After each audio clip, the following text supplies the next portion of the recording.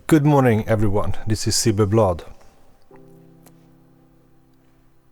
Some reflections on behavior, psychology.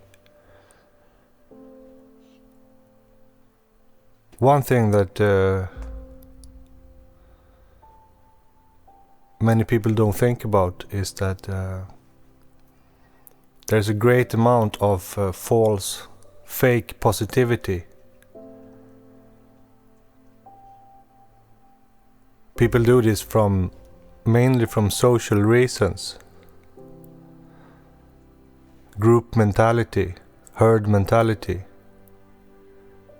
So they put up a facade and they play theater, basically social theater.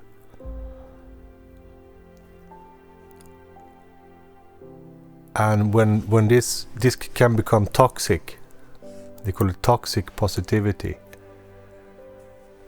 And this is when fake positive people deny reality. They deny problems, they deny suffering, they deny life, basically.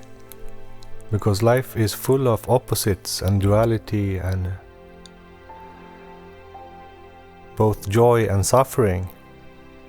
That's how nature works. Nature is beautiful and nature is terrible. And to always be positive that's a fake concept. It don't exist in reality. People can fool themselves and tell themselves for a while that they only feel positivity and so on. But it's like the story of the Buddha. How Gautama, the prince, was protected from all evil in the palace. He was running around with the flowers and the animals and all the beauty and the colors and the smells, and it was a small paradise in his protected world. But then he saw death, he saw animal die. And then his world crumbled together and he started the journey towards nirvana, towards liberation from life and death.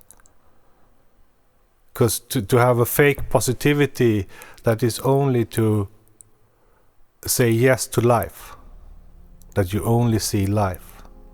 You refuse to see the other side of life. And to reach a real Buddhahood, you have to look at death. You have to look at the dark side of life. And you have to accept and encompass both light and darkness. Because in reality you are an essence that are higher than both dark and light and life and death. So ultimately you don't have to fear these opposites. You don't have to fear them. You stand above them naturally. But if you only see the light, you are very vulnerable for the dark. And your suffering will increase tremendously. And you will make other people suffer with your fake positivity. And in the end you will be such an uncomfortable person that no one can be around you. Or no one can feel really safe around you. So don't go for positivity. Life is fun, make memories, make it a great time. But don't demand that it should be positive all the time. And don't be afraid of negativity. help, or and of course there's times you cannot take negativity sometimes because you're not in that state yourself. You're in something emotional disturbance or a little bit shaky in your life, and you need to seclude yourself from basically everything, and that include the darkness of life, of course. And to have faith in eternal life, and spirits, and the divine, that's also diving into the positivity, which I think is a good way of being positive. The toxic way is when the materialists, the systematics, the normalists want to impose this fake positivity, because then it's harmful. It's not natural. It's not genuine.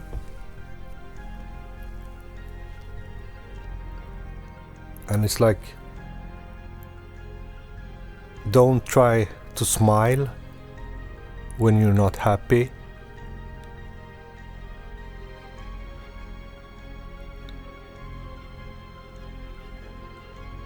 Don't do it.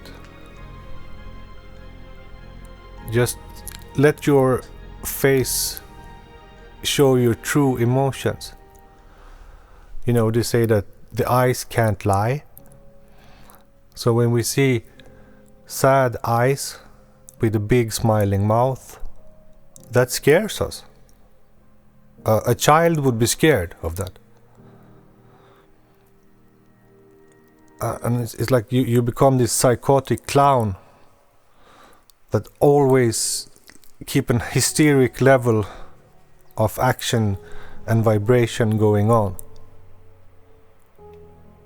Man have to rest. Man have to be silent sometime. Man have to listen sometime. Man have to talk sometime. There's a time for everything. And in the same way, the dying people, they cannot deny life. They cannot deny that life is beautiful. That would be the same behavior, but the opposite. Like the opposite to fake positivity is to deny life when you're dying. You see, it's the same. These two opposites, we all travel through them in life. We're born, we live, we die, and we will have passed through all these energies of light and darkness, and we will have suffered a lot, and we will have enjoyed a lot at the same time. So life is full of duality. It's full of opposites. And we have to embrace that. We have to know what we're looking for. We're here to create life. So we have to hold firm to the positive. But it cannot become toxic. We cannot hurt other people with our positivity, because then it's not positivity anymore. Then it's evil, pure evil, and psychotic evil. So it's better to look for humility, compassion, understanding, than to try to force how people behave and think, or and let people be individual, be how they are for the moment. It's not a problem. When we grieve, when we mourn, we have to give people time. Time is the only healer for mourning. These fake positivists, they will come and try to tell the people who are sorry and mourning that they should be positive and get up and do something, or some other foolish, stupid comments from a point of ignorance and fuckery and hate. Because inside themselves, they cannot tolerate suffering themselves. So that's why they try to affect the outer world to not be sorry, you see, and eventually blame the world for being sorry because it makes them feel bad, you see. But a person in mourning, in sorrow, they need to sleep a lot, they need food, and they need quiet, they need to think, and they need to process what they are going through. And as a community, as a human race, we have to be aware of this and show a lot of respect to this process. And of course, when they stretch out a hand, you can start maybe with 5 minutes happiness, or start easy. Don't rape them with your fucking fake positivity, because that's harmful. So we have to learn to walk worthy through life, honorable, respectfully, and humble. And we have to be careful with our relations with other people.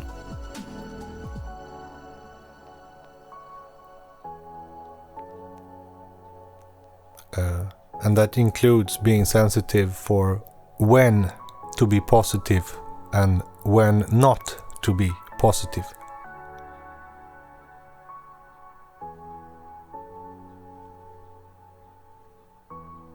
Yeah. So enough with fake negativity from me. And I wish everybody a beautiful day, and I hope that everything works out fine, whatever you dream about right now and your heart burns for. Okay, take care everybody, bless.